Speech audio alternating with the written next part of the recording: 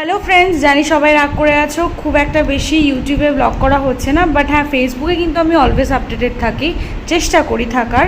তোমরা ফেসবুকে প্লিজ আমাকে লাইক করে দিও। তো অনেক দিন পরে তোমাদের সামনে আসলাম। আমি ভীষণ চাই লাভার। কিছুদিন আগেই জানতে পেরেছিলাম আমার বাড়ির সামনে একটা ট্রেড ফেয়ার হয়েছে, আর ওখানে তন্দুরি চায়ের একটা স্টল বসেছে।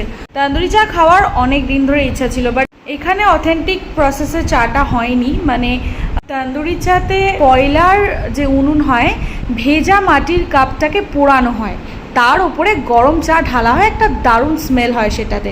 এখানে তোমরা দেখতে পাচ্ছ, আমি যখন গিয়েছি দেখলাম নর্মাল স্টোভের ওপরে গ্রিল রেখে পোড়ানো হচ্ছিল। খেতে খারাপ ছিল না, ভালোই ছিল, বাট অথেন্টিকটা পাইনি। আমার ভালো লেগেছিল এই ধুনুচির মতো যে পাত্রটা, সেটা বেশ অ্যাট্রাকটিভ লেগেছিল। তোমরা যারা তন্দুরি চা খাবে খুব সাবধানে খাবে, কারণ আমার সামনে কিন্তু একজনের হাত থেকে পড়ে হাত পুড়ে গিয়েছে। খুব গরম হয়, ধরাটা খুব